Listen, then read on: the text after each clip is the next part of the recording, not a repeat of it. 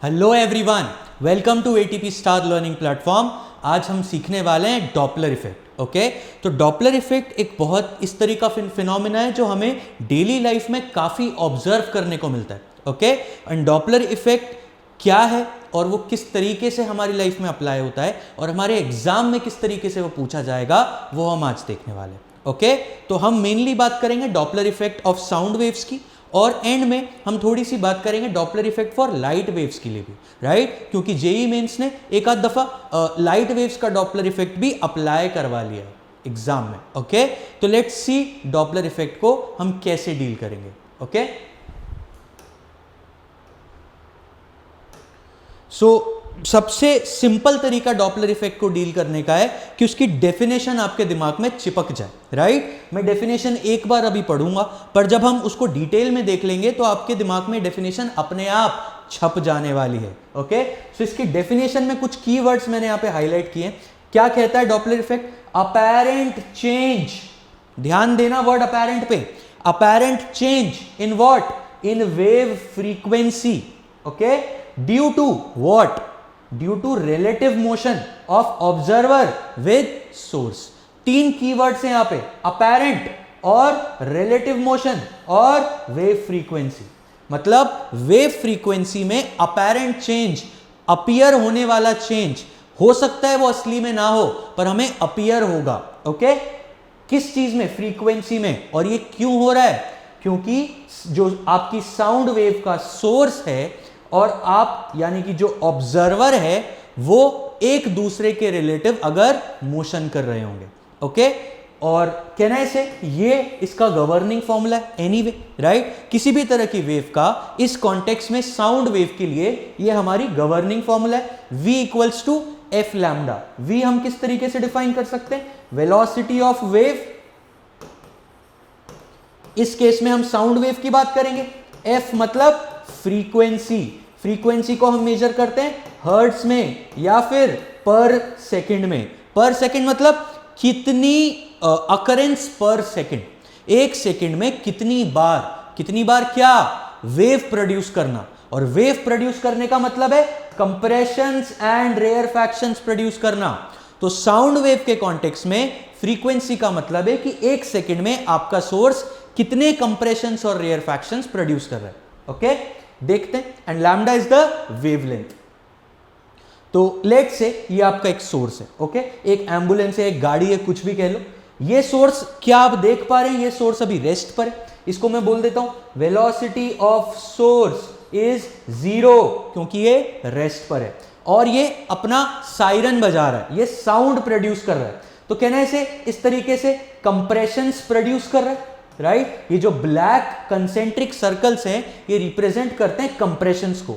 तो कहना है इसे सोर्स कंप्रेशंस प्रोड्यूस कर रहा है और सोर्स की फ्रीक्वेंसी मान लेते हैं एफ नॉट। ये आपको लेट से दी गई है 800 हर्ट्ज। 800 हर्ट्ज का मतलब है कि 800 कंप्रेशंस पर सेकंड। मतलब एक सेकंड में ये 800 कंप्रेशंस या फिर ये कह लो 800 रेयरफैक्शंस प्रोड्यूस कर देगा। तो ये तो बोल सकते हैं कि हम एम्बुलेंस के सायरन की एक्चुअल फ्रीक्वेंसी हो गई। अब लेट से आप यहां पे ऑब्जर्वर हैं, राइट? इस केस में आप लेट से वेलोसिटी ऑफ ऑब्जर्वर 0, आप भी रेस्ट पर हैं, आप खड़े हुए हैं, एम्बुलेंस भी कुछ दूरी पर खड़ी हुई है, एम्बुलेंस सायरन बजा रही है, आप खड़े हुए हैं और आप एम्बुलेंस के सायरन को सुन रहे हैं। तो आपको कितनी फ्रीक्वेंसी ऑब्जर्व होगी? Frequency observe is 800। ओके, जितनी फ्रीक्वेंसी प्रोड्यूस है उतनी ही फ्रीक्वेंसी आपको ऑब्जर्व होगी। क्योंकि क्या यहां पे रिलेटिव मोशन हो रहा है? नहीं, यहां पे रिलेटिव मोशन नहीं हो रहा है। तो अगर रिलेटिव मोशन नहीं हो रहा तो F actual would be equal to F observed. आपका ऑब्जर्वर उतनी ही फ्रीक्वेंसी ऑब्जर्व करेगा जितनी आपकी फ्रीक्वेंसी सोर्स पर प्रोड्यूस हुई। ओके, फिर बात करते हैं v की। तो कहना है इसे v वो स्पीड है जिस स्पीड से ये सारी कंप्रेशंस इस मीडियम में ट्रैवल कर रही हैं। व्हेन आई से मीडियम, लेट से हम एयर की बात करें, राइट? भाई हमारी हवा में हवा होती, पानी तो होता नहीं, करेक्ट? तो एयर में ये साउंड कितनी स्पीड से ट्रैवल कर रहा है? That is v। f is the frequency and lambda दो कंप्रेशंस के बीच का लेंथ, करेक्ट? तो ये चीज माइंड में रखें। और इस केस में दोनों रेस्ट पर है, तो actual frequency is equal to observed frequency. इसको थोड़ा स्नैपशॉट लेके देखते हैं। लेट से ये आपकी गाड़ी है जो कि रेस्ट पर है, अभी अभी हमने देखा। एक ऑब्जर्वर हमने बिठा दिया, लेट से ऑब्जर्वर P, एक ऑब्जर्वर हमने बिठा दिया कि Q। तो ये जो P वाली मैडम है, कहना है से ये भी रेस्ट पर है फॉर सिंप्लिसिटी। ये Q वाले जो भाई साहब है ये भी रेस्ट पर है, वेलोसिटी ऑफ Q इज 0। और ये जो सोर्स है Vs ये भी 0 है, करेक्ट। मान लेते हैं पिछले केस की तरह ये सोर्स f0 फ्रीक्वेंसी प्रोड्यूस कर रहा है, लेट से 800, ओके, 800 कंप्रेशंस पर सेकेंड। तो कहना है से ये जो लैम्डा होगा ये क्रेस्ट और ट्रफ के बीच का जो डिस्टेंस होगा उसका हाफ होगा, करेक्ट। तो एक क्रेस्ट ये हो गया, दूसरा क्रेस्ट आपका ये हो गया, तो कहना है से ये लेंथ आपकी 1 लैम्डा हो जाएगी। This length is 1 lambda.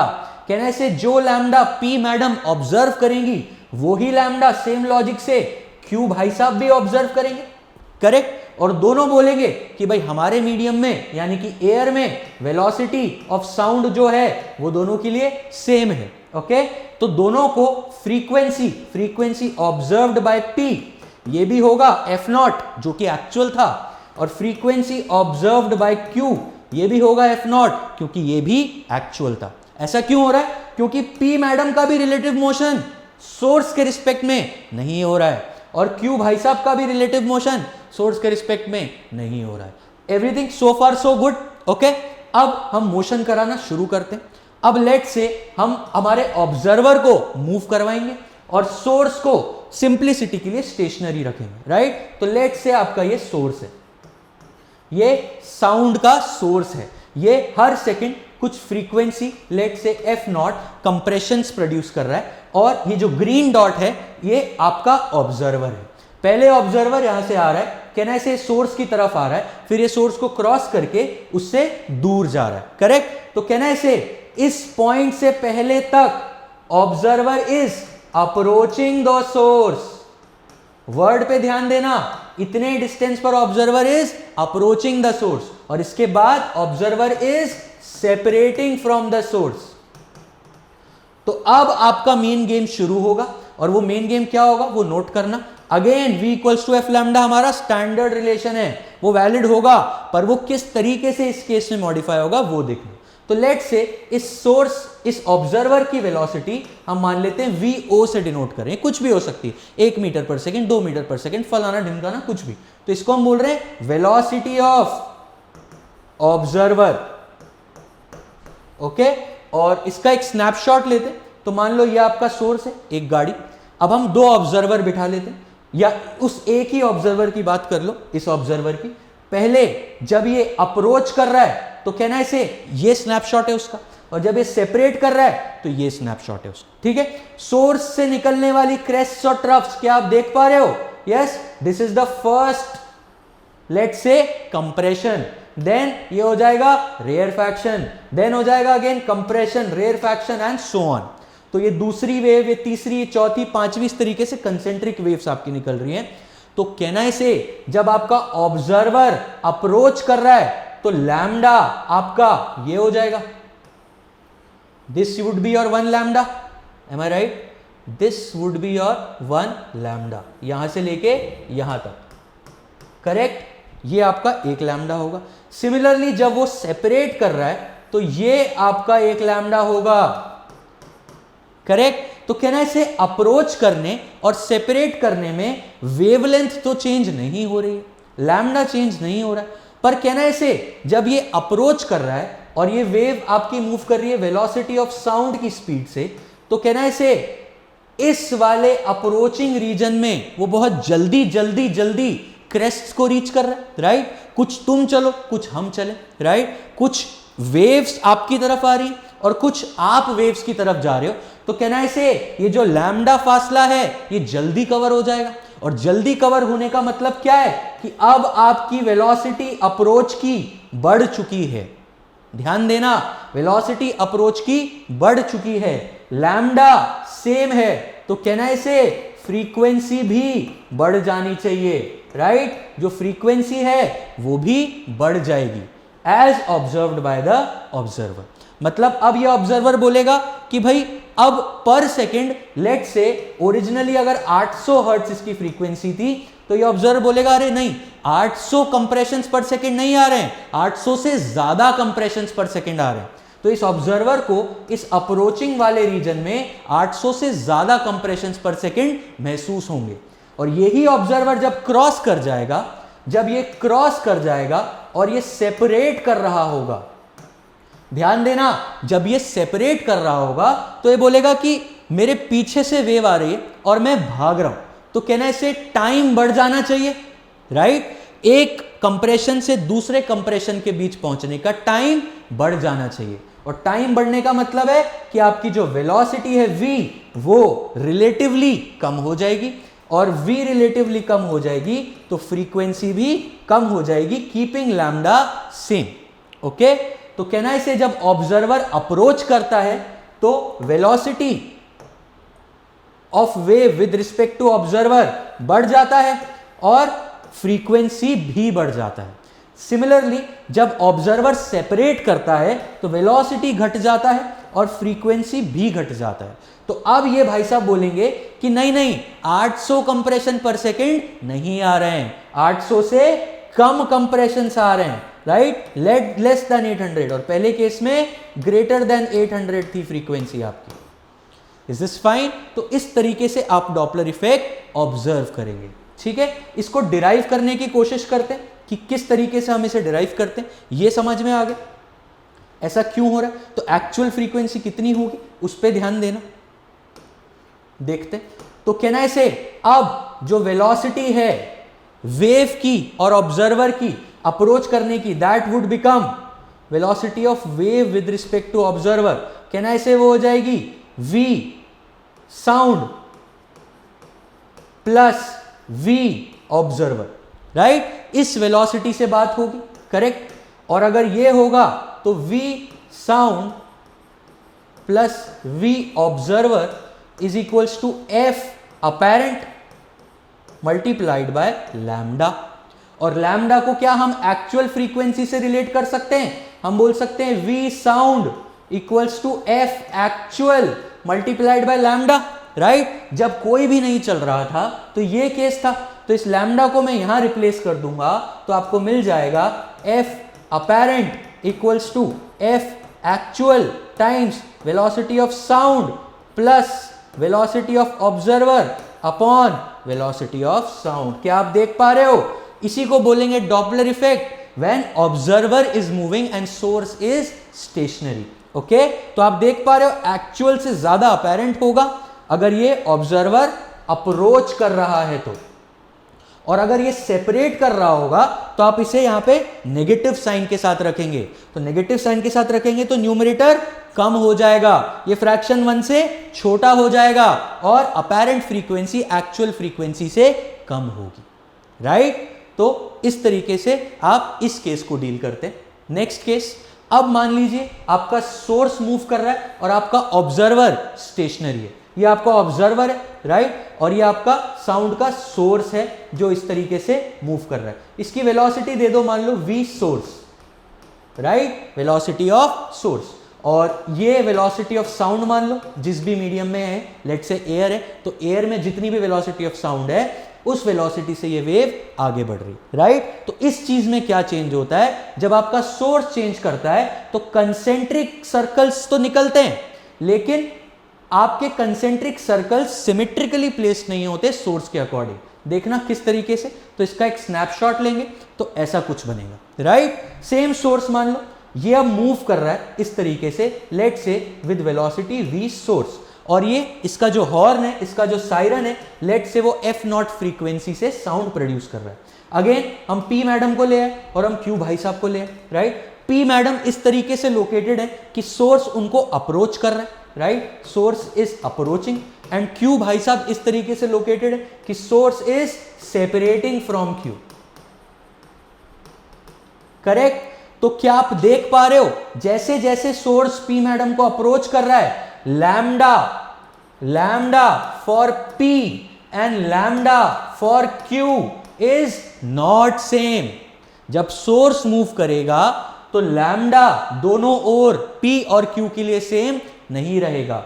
क्या आप देख पा रहे हो, lambda for Q is greater than lambda for P, right. और इस केस में कैन आई से वेलोसिटी ऑफ साउंड जो एयर में है उसी रेट से ये दोनों वेव अप्रोच कर रहे हैं P और Q को, तो इस केस में V सेम रहने वाला है, पर लैम्डा कम हो जाएगा P मैडम के लिए और लैम्डा बढ़ जाएगा Q भाई साहब के लिए। तो लेट से हम P मैडम की बात करते हैं, तो लैम्डा अगर कम हो गया तो कैन आई से frequency observed bye P would increase so that V should remain constant. वहीं अगर हम Q भाई साहब की बात करें तो अगेन V कांस्टेंट रह जाएगा और फ्रीक्वेंसी Q के लिए कम हो जाएगी क्योंकि लैम्डा Q के लिए बढ़ गया। So this should be lambda P, this should be lambda Q, correct. तो ये डिफरेंस है जब आपका सोर्स मूव करेगा और ऑब्जर्वर मूव नहीं करेगा। ओके, इसको थोड़ा और एनालाइज करते हैं और एक्चुअली कैलकुलेट करने की कोशिश करते हैं कि FP और FQ apparent frequency for P and apparent frequency for Q कितना है, ठीक है। ओके, तो अब हम अपनी वेव का एक सोर्स का स्नैपशॉट ले लेते हैं जो हमने लास्ट स्लाइड में देखा, और इस स्नैपशॉट में ये आपका सोर्स है जिसकी वेलोसिटी V सोर्स आप बोल देते हैं, V सोर्स से इस तरीके से जा रहा है। यहाँ आपकी P मैडम लोकेटेड है, यहाँ आपके Q भाई साहब लोकेटेड है। सोर्स P मैडम की तरफ आ रहा है और Q से दूर भाग रहा है, करेक्ट। तो कहना है P मैडम के लिए जो वेवलेंथ होगा वो इस तरीके से होगा और Q भाई साहब के लिए जो वेवलेंथ होगा वो इस तरीके से होगा, जो अलग अलग होगा। और कहना है जब सोर्स मूव नहीं कर रहा तो जो वेवलेंथ है उसको लेट से मैं वेवलेंथ एक्चुअल बोल देता हूं। तो कहना है velocity of sound equals to wavelength actual times frequency actual, let say f0। Okay, अब P के लिए बात करते हैं। कहना है P मैडम के लिए अगर हम फ्रीक्वेंसी निकालना चाहते हैं तो हम बोल सकते हैं velocity of source, velocity of sound wave जो कि V साउंड रहने वाला, करेक्ट। फ्रीक्वेंसी फॉर P ये हम निकालने में इंटरेस्टेड है, और लैम्डा फॉर P, राइट। अब लैम्डा फॉर P क्या हम इसे एक्सप्रेस कर सकते हैं, lambda actual minus change in lambda delta lambda, क्योंकि लैम्डा कम हो गया तो कुछ तो डेल्टा लैम्डा आएगा, एक्चुअल में से हम उसको घटा देंगे तो वो लैम्डा फॉर P मैडम आ जाएगा। तो अब देखते हैं कि डेल्टा लैम्डा आपका कितना आना चाहिए। भाई लैम्डा में बदलाव आया क्यों, क्योंकि ये सोर्स की वेलोसिटी कुछ है, सोर्स रेस्ट पर नहीं है। तो कहना है ये हो जाना चाहिए V source upon F actual यानी कि F0। ओके, तो यहां पे मैं लिख देता हूं F perceived by P। Can I say lambda actual is V sound upon F0 और delta lambda is V source upon F0 is equals to V times sound। तो क्या आप इसे रीअरेंज करके देख पा रहे हो कि frequency perceived by P, frequency perceived by P madam is equal to actual frequency times V sound upon V sound minus V source, correct. Rearrange करके यही फंक्शन आ रहा है हमारा, frequency perceived by P equals to F0 times V sound upon V sound minus V source. Note करो denominator में से कुछ घटा दिया गया है, और अगर डिनोमिनेटर में से कुछ घटा दिया जाएगा तो ये नंबर बढ़ जाएगा, बढ़ जाएगा मतलब FP F0 से ज्यादा होगा, मतलब P मैडम को ज्यादा फ्रीक्वेंसी महसूस होगी। तो अगर ये 800 हर्ट्ज का साउंड प्रोड्यूस कर रहा है तो FP जो होगा वो ग्रेटर देन 800 हर्ट्ज आएगा, करेक्ट। सेम एनालिसिस हम अगर Q के लिए करेंगे तो कहना है frequency perceived by Q equals to F0 V sound upon V sound plus V source. क्या आप पैटर्न पकड़ पा रहे हो, V sound plus V source. अब आपका डिनोमिनेटर बढ़ गया, डिनोमिनेटर बढ़ने से FQ कम हो जाएगा, तो आप बोलोगे frequency perceived by Q is less than actual frequency. तो ये जो Q भाई साहब हैं इनको जो फ्रीक्वेंसी साउंड की मालूम पड़ेगी वो लेस देन 800 हर्ट्ज मालूम पड़ेगी। जबकि आपका सोर्स एक्चुअली 800 की वेव ही प्रोड्यूस कर रहा है, पर वो P के लिए ज्यादा आ रही है, Q के लिए कम आ रही है। काहे हो रहा है ये काम? काहे की? Doppler effect, right? Doppler effect बोले तो apparent change in wave frequency due to relative motion of source and observer और बोथ, करेक्ट? तो इस तरीके से सोर्स मूव कर रहा है तो ये काम हो रहा है। एक छोटा सा एग्जांपल लेते हैं इस चीज का, जब सोर्स आपका मूव कर रहा है और ऑब्जर्वर आपका मूव नहीं कर रहा है। डेली लाइफ से रिलेट करते हैं। लेट से ये गाड़ी है, ये हमारी तरफ आ रही है और हम शांति से इस गाड़ी का साउंड ऑब्जर्व कर रहे हैं। ओके, नोट करना, ध्यान देना।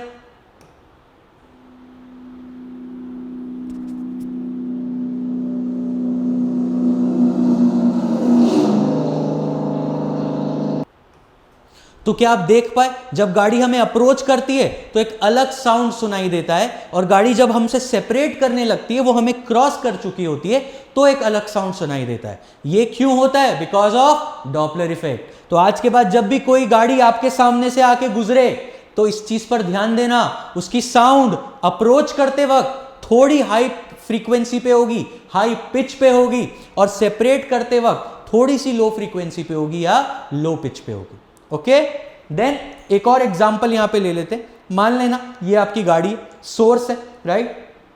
एक्चुअल फ्रीक्वेंसी f0 800 हर्ट्ज है, राइट? लेट से वही ये P मैडम है, ये Q भाई साहब है, राइट? तो अब जब सोर्स आपका यहां पे है तो कहना इसे वो दोनों को अप्रोच कर रहा है। ध्यान देना, सोर्स जब यहां पे होगा तो वो दोनों को अप्रोच करेगा, दोनों को अप्रोच करेगा तो दोनों को एक्चुअल फ्रीक्वेंसी से ज्यादा फ्रीक्वेंसी परसीव होगी। ध्यान दो, ये एक्चुअल 800 है, 820, राइट? एक बार जब सोर्स Q को क्रॉस कर जाएगा तो फ्रीक्वेंसी कम हो जाएगी, क्योंकि वो सोर्स सेपरेट कर रहा है। नोट करो, तो ये 780 रह गई, राइट? अब P मैडम से पूछते, अप्रोचिंग और सेपरेटिंग। तो कहना है अप्रोचिंग तक वो फ्रीक्वेंसी बढ़ी हुई थी, सेपरेट करते ही वो फ्रीक्वेंसी कम हो गई। This is how it works. ठीक है, नेक्स्ट बात करते हैं। तो ये आपकी गीता का सार है, right? This is how Doppler effect is summed up. Can I से f0 is the actual frequency of sound, f is the perceived frequency of sound या अपैरेंट फ्रीक्वेंसी। और अब आप दोनों काम भी कर सकते हैं। मान लें अब आपका सोर्स और ऑब्जर्वर दोनों मूव कर रहा है, तो आप ऑब्जर्वर को न्यूमरेटर में ऐड या सब्ट्रैक्ट करते हैं डिपेंडिंग अपॉन कि अप्रोचिंग है कि सेपरेटिंग है। अगर अप्रोचिंग है तो फ्रीक्वेंसी अपैरेंट बढ़ानी पड़ती है, और इस नंबर को बढ़ाने के लिए न्यूमरेटर में कुछ ऐड करना पड़ेगा। और अगर ऑब्जर्वर सेपरेटिंग है तो अपैरेंट फ्रीक्वेंसी कम करनी पड़ती है, तो माइनस यूज करना पड़ेगा। सिमिलरली अगर सोर्स आपकी तरफ आ रहा है, ऑब्जर्वर की तरफ आ रहा है, तो डिनोमिनेटर को घटाना पड़ेगा ताकि आपकी फ्रीक्वेंसी बढ़ जाए। तो डिपेंडिंग अपॉन आपका सिचुएशन कैसा है, आप इस फॉर्मूला को अप्लाई करेंगे। ये साइन कन्वेंशन मैंने आपको दे दिया। अब लोग फड़फड़ाते रहते हैं कि सर ये साइन कन्वेंशन समझ नहीं आता। अरे बेसिक दिमाग लगाओ, common sense. If the source is approaching the observer, perceived frequency should be more than the actual frequency. Okay, if the source is separating from the observer, then perceived frequency should be less than the actual frequency. और ये भी कई लोग भूल जाते हैं कि भाई ऊपर न्यूमरेटर में ऑब्जर्वर था कि सोर्स था। तो याद रखो भाई, पीरियोडिक टेबल में ऑक्सीजन और सल्फर का जो ऑर्डर है वही ऑर्डर यहां पे रहने वाला है। ये सिर्फ एक याद करने की ट्रिक है। याद करो, ऑक्सीजन, सल्फर, सेलेनियम, फलाना ढिमकाना जो भी आता है, तो सल्फर और ऑक्सीजन का जो ऑर्डर है वो ही velocity of observer, velocity of source का ऑर्डर है। ये क्या है आपका? v is velocity of sound wave, जो कि अंदाजन 340 मीटर पर सेकेंड होती है, राइट? डिपेंड करती है एग्जैक्टली सीन पे। तो इस तरीके से आप डॉपलर इफेक्ट को अप्लाई करेंगे डेली लाइफ में और जो भी क्वेश्चंस आ रहे हैं उनमें। ओके, लाइट पे चलने से पहले एक और चीज, भाई लोग इसमें आइटरेशन कर देते। वो आइटरेशन किस तरीके से कि मान लो ये आपका सोर्स है, राइट? ये साइरन प्रोड्यूस कर रहा है, यहां पे आपकी वॉल आ गई, ये वॉल से साउंड टकरा के वापस लौट रहा है, और वापस लौट के इन्हीं भाई साहब को, ड्राइवर भाई साहब को सुनाई दे रहा है। तो कहना है सोर्स और ऑब्जर्वर सेम जगह पे है और साउंड जा रहा है, टकरा के वापस आ रहा है। तो अगर इसने फ्रीक्वेंसी f0 प्रोड्यूस की तो आप यहां बैठ जाना, और आप ऑब्जर्वर बन जाना, तो F1 निकाल लेना कि आपको फ्रीक्वेंसी कितनी मालूम पड़ेगी। और जब ये रिफ्लेक्ट कर रही है तो कहना से ये वॉल भी एक सोर्स की तरह काम कर रही है, तो अब ये सोर्स F1 फ्रीक्वेंसी की साउंड वेव प्रोड्यूस करेगा और फिर से डॉपलर लगा देना तो आपको F2 फ्रीक्वेंसी मिल जाएगी फॉर दिस ड्राइवर भाई साहब। ओके, तो बेसिकली 2 बार डॉपलर लगाओगे तो आपको ये सिचुएशन भी समझ आ जाएगी। फिर कई लोग बोलते हैं सर हवा भी तो चल सकती है। हाँ बिल्कुल चल सकती। लेट से इस डायरेक्शन में अगर मैंने विंड की वेलोसिटी दे दी तो बस एक बार आंखें बंद करके सोचना भाई विंड क्या करेगी। क्या विंड सोर्स का कुछ बिगाड़ रही है? नहीं। क्या विंड ऑब्जर्वर का कुछ बिगाड़ रही है? नहीं। विंड वेव की वेलोसिटी के साथ खिलवाड़ कर रही है। अगर विंड वेव की डायरेक्शन में है तो यहां पे वेलोसिटी ऑफ विंड जोड़ देना, और अगर विंड वेव की डायरेक्शन के ऑपोजिट है तो यहां पे 340 में वेलोसिटी ऑफ विंड घटा देना। राइट, तो this is how it goes. Next देखते हैं डॉपलर इफेक्ट इन लाइट। भाई इसकी हमारी सिलेबस में कोई खास जरूरत तो नहीं है, पर एक बार एनटीए ने बकवास में सवाल डाल दिया था और कहीं ना कहीं किसी एनसीईआरटी के तहखाने में ये फॉर्मूला दिया है, तो हो सकता है वो आपसे पूछ ले। ओके भाई, इसका एक्चुअल फील आपको तब आएगा जब आप स्पेशल थ्योरी ऑफ रिलेटिविटी पढ़ेंगे। Right, special theory of relativity by Albert Einstein, पर ये हमारे सिलेबस में है नहीं, ये एचसीवी के एक तहखाने में बंद है जहां किसी को जाने की इजाजत हमारे सिलेबस में तो नहीं है। ओके, तो स्पेशल थ्योरी ऑफ रिलेटिविटी खैर बात की चीज है, हमें सिर्फ ये इंपॉर्टेंट है कि जो फिनोमिना डॉपलर इफेक्ट का हमने साउंड के लिए ऑब्जर्व किया वो सेम लाइट वेव के लिए भी आप ऑब्जर्व कर सकते हो। इसके लिए मुझे कोई शर्म नहीं है बोलने में कि इस फंक्शन को रट लो, हम अभी डिराइव नहीं करेंगे, उसके डेरिवेशन में स्पेशल थ्योरी ऑफ रिलेटिविटी के कुछ पॉस्टुलेट्स ही हैं जो हम यहाँ पे नहीं लगाने वाले, तो इसको रट लो भाई। v dash new dash is the observed frequency, v is the actual frequency, new dash is the observed, new is the actual frequency, और ये एक फैक्टर आता है जो आपकी रिलेटिव मोशन को डील करता है, तो आप इसे बोलते हैं v बाय सी को आप बीटा बोल देते हैं just for simplicity. c speed of light कितनी, 3 × 10⁸ मीटर पर सेकेंड, करेक्ट, और v आपके ऑब्जर्वर की वेलोसिटी, करेक्ट। तो इस तरीके से आप डिफाइन करते हैं f observe equals to f actual times √1, इसको रीअरेंज करोगे right, +1 minus beta upon 1 plus beta. भाई इसको आपको रटना ही पड़ेगा, इसको रिलेटिविस्टिक डॉपलर इफेक्ट बोलते हैं, जो हम स्पेशल थ्योरी जब भी पढ़ेंगे तब हम डिराइव कर लेंगे। ओके, और अगर आप लैम्डा की बात करना चाहते हैं, क्योंकि लाइट में लैम्डा थोड़ा ज्यादा सिग्निफिकेंट क्वांटिटी, राइट, विबग्योर से आप रिलेट करते हैं, तो फ्रीक्वेंसी का उल्टा लैम्डा आ जाएगा, lambda observe equal to lambda actual, lambda source times this factor 1 plus beta 1 minus beta का √। ओके, मेन इसका एप्लीकेशन कब आता है, लेट से आपका सोर्स दूर भाग रहा है, राइट, सोर्स दूर भाग रहा है तो आपका वेवलेंथ बढ़ जाता है, और वेवलेंथ बढ़ जाता है तो याद करो विबग्योर का ऑर्डर, विबग्योर के अकॉर्डिंग रेड का लैम्डा ज्यादा होता है, तो अगर आपका ऑब्जर्व्ड वेवलेंथ ज्यादा है, lambda observe is greater than lambda source, तो उसको बोला जाता है रेड शिफ्ट। काहे कि रेड का लैम्डा ज्यादा हुआ है, आपकी लाइट रेड की तरफ शिफ्ट हो गई है, राइट। और अगर आपका lambda observe less than lambda source आता है तो आप उसे नाम देते हैं ब्लू शिफ्ट का। तो ये टर्मिनोलॉजी भी एग्जाम में एक आध बार इन्होंने यूज कर लिए, तो ये बस पता होना जरूरी है, that will do the game. Okay, तो आई होप आपको रेड शिफ्ट और ब्लू शिफ्ट का फंडा समझ आया, आपको डॉपलर इफेक्ट की फील आई, एंड आज अगर आपने ये पूरा वीडियो कंप्लीट किया है तो बधाई हो, आज के बाद आप डॉपलर इफेक्ट के सारे सवाल कंप्लीट कर सकते हैं। ओके, तो बहुत ही अच्छा और बहुत ही फील वाला टॉपिक है, आई होप आपको मजा आया। मिलते हैं नेक्स्ट वीडियो में।